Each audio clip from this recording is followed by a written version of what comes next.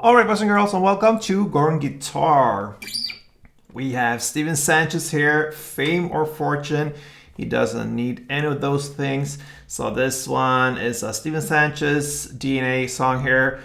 Sounds like it should do with his songs. He does this feeling and this vibe very well. So let's take a look at fame or fortune. All right, so we're gonna work here with bar chords. So why? Because we want high notes there all over the place. So that will be the easiest scenario for us to work with bar chords. So let's take a look at them. We don't need any capo because there are bar chords. So we're gonna go right into the chords here, starting with A. So you play the bar here on the 5th fret, you bar all strings there, and then you need to add 7th on A, 7th on D, and 6 on G. Alright, you take the grip over to this place and get the F sharp minor. You bar all strings on the 2nd fret now, and then you need to add 4th on A and 4th on D. Then we have the B minor 7. You stay there with the bar on the 2nd fret. You can bar all strings if you wish. You don't have to bar the last E string if you don't want to. So the 5 strings below, that's what you need. And then you need to add 4th on D and 3rd on B.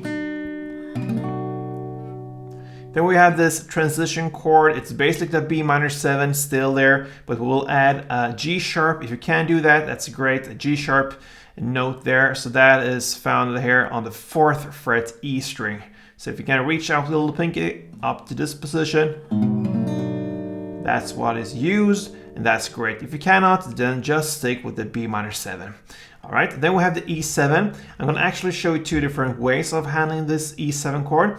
The one way is without the capo, the bar finger. So we just go a plain E7 like this. So the reason for having this option is because we're over here and playing. You don't have to jump over to this position where you're gonna play the bar next time. So the E7 here is a lot easier, and it goes open E, 2nd A, open D, 1st G, open B, and open E.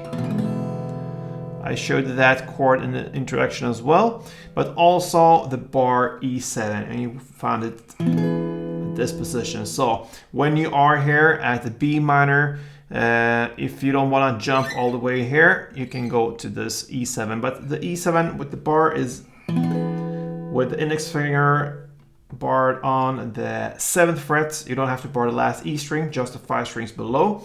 And then you need to add 9th on D and 9th on B. So that's the E7. 2 options there. All right, the D chord, it's like this, basically 2 bars. That's what I use for this D. So that first bar here is on the 5th fret. You bar 5 strings from bottom up like this, and then you place a 2nd bar in front of it on the 7th fret, and you need to bar the D, G, and the B string. All right, if you cannot avoid the E string with the bar finger, then try to avoid it with your strumming hand. All right, so then just strum here in the mid area. So that is the D chord. Then we have the C sharp 7. You bar now the 4th fret, 5 strings from bottom up, and then you need to add 6 on D and 6 on B. That's the C sharp 7. And then we have a transition chord. Remember, we had the A like this. Then we want the A, but with this G sharp note instead. So what you do here, when you do that chord, you just release the bar finger and just take it and stretch it out to the 4th position. Everything else just stay there as it is, as if it would be an A chord, but you stay with the fingers there. Just take the index and move it to the 4th fret E string, release the bar, and then play at the bass strings like this. That's the A G chord. And with that, we had gone through all the chords we need for this song.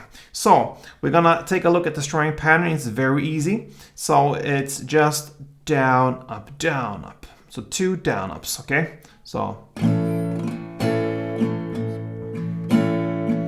I like to emphasize the 2nd down, the 2nd last.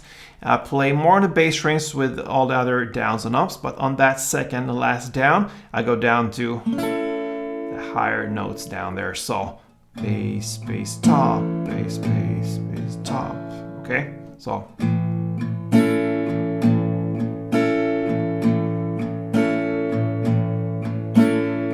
Right, so down, up is one string around.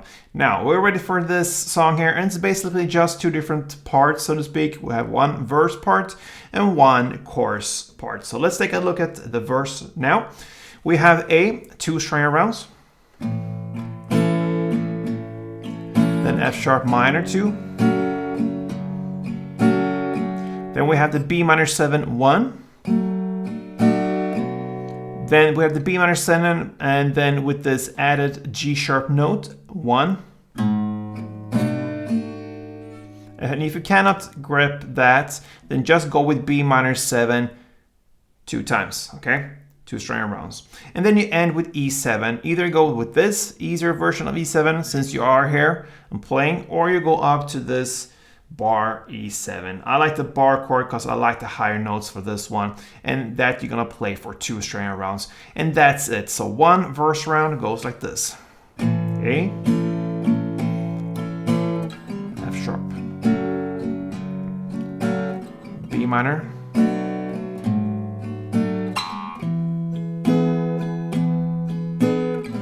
and then back again. So that is how to play the verse play. The chords now, you start on D, 2 string rounds, then C sharp 7, 2. Then we have this transition here from A to the A G chord, 1, A G 1, and then F sharp minor 2, then B minor 7, 2, and then E7, 2. And I use the easier version here. You can go up to this position, of course, and that ends the chorus part. So one round with chorus goes like this.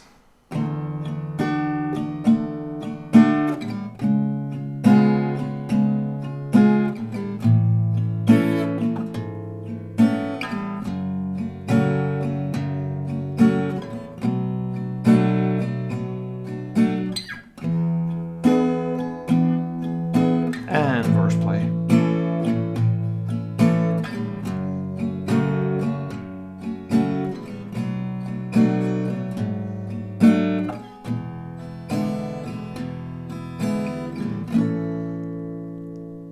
And that is how you handle Steven Sanchez, Fame or Fortune. Hope you enjoyed this, and if you love Steven Sanchez, subscribe to this channel. He will be back here for sure. So yeah, hope you enjoy this, and take care. Play tuned.